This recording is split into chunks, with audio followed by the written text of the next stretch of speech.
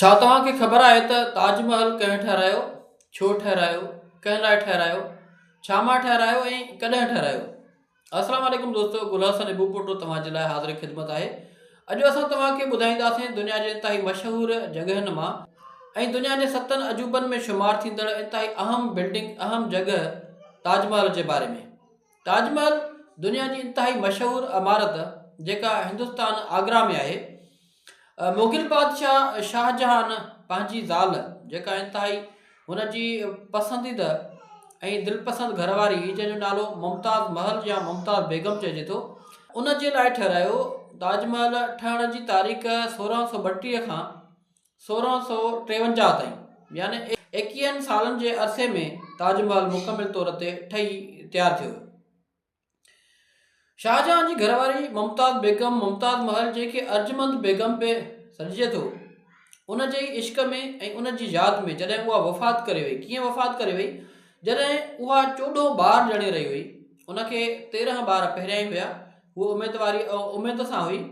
जॾहिं हुनखे 14 ॿार ॼाओ, ख़ुदा ॼाणे त ॿार ॼाओसीं या ॿार ॼणण जे दौरान गुज़ारे वई, ऐं उन ॿार जो छा थियो उन तारीख़ ते असां नथा हलूं, पर जॾहिं हुन 14 ॿार ॼणियो त उन डिलीवरी जे दौरान उहो वफ़ात करे वई। शाहजहान उन सां वाइदो कयो हुयो त हिकु त उन जी वफ़ात खां पोइ उन जे लाइ को यादगार ठहिराईंदो ऐं शादी बि न कंदो।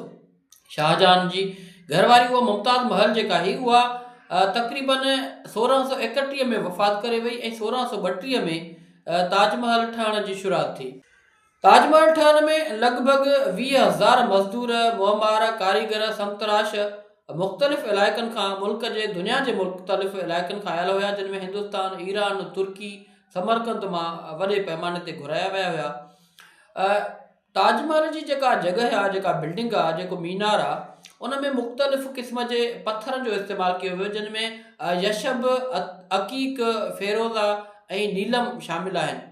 उहे पथर हुया जेके ताजमहल जी जेका जॻह आहे, जेको ताजमहल आहे, उन में इस्तेमालु कया विया।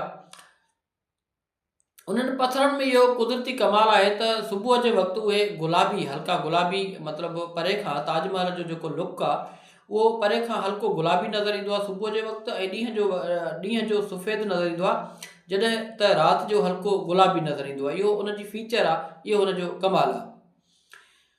ताजमहल जे अंदरि मुमताज़ बेगम जेका आहे, मुमताज़ महल, उन जी क़बर आहे ऐं उन खां पोइ यानी मुमताज़ महल जे मरी वञण खां पोइ जॾहिं शाहजहान खे बि हीअ दुनिया छॾणी वई, जॾहिं शाहजहान बादशाह जेको मरी वियो हुयो, उनखे बि उते मुमताज़ महल जी क़बर जे भरिसां दफ़न कयो वियो हुयो, यानी उन ताजमहल में इन्हनि ॿिन्ही जूं क़बरूं आहिनि। शाहजहान जेको बादशाह हुयो, जॾहिं हू पंहिंजी उमिरि जे आख़िरी वक़्त में पहुतो त उनजो पुटु जेको औरंगज़ेब अॻिते हली बादशाह थियो हुयो, उन क़ैद करे छॾियो हुयो कंहिं किले में।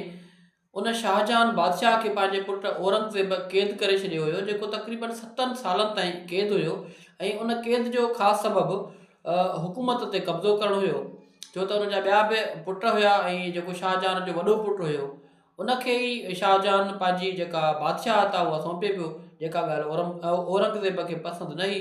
माना हिकु क़िस्म जो हुकूमत ते कब्ज़ो कयईं ऐं शाहजहान खे 7 सालनि जे लाइ क़ैद करे छॾियईं, ऐं उहो शाहजहान परे खां उन ताजमहल खे ॾिसंदो हुयो पियो। वधीक ताजमहल जे बारे में तव्हांखे ॿुधायां त 1983 में ताजमहल खे आलमी विरसो क़रार ॾिनो वियो ऐं दुनिया जे 7 अजूबनि में ही शामिलु आहे। हीउ हिकिड़ो मुहबत वफ़ादारीअ जो यादगार आहे। हिन जी टोटल एराज़ी लॻभॻि 42 एकड़ आहे। इहा हिकिड़ी वॾी ॻाल्हि आहे ऐं इंतहाई मतिलबु हैरान कुन ॻाल्हि आहे त ताजमहल जी जेका टोटल एराज़ी आहे जंहिं ते मुश्तमिल आहे, उहा 42 एकड़ आहे। उन्हनि में छा छा आहे?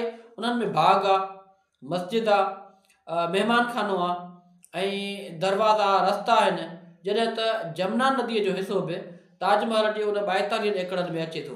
मुंहिंजे ख़्याल में को ताजमहल जे भरिसां जमुना नदीअ जो गुज़र आहे, वेझो ई गुज़र आहे लॻे थो, जंहिंजे करे कुझु हिसो जमुना नदीअ जो जेको आहे सो ताजमहल जे उन 42 एकड़नि में काउंट कयो थो वञे। दोस्तो, इन तरह जो वधीक मालूमात ते मुश्तमिल वीडियो जे लाइ असांजे यूट्यूब खे सब्सक्राइब कयो, असांजे फेसबुक पेज खे लाइक कयो ऐं कमेंट ज़रूरु करियो तव्हांखे असांजा वीडियोज़ कीअं था लॻनि। इहा ई असांजे लाइ तव्हांजे तरफ़ां स्पेशल महिरबानी हूंदी।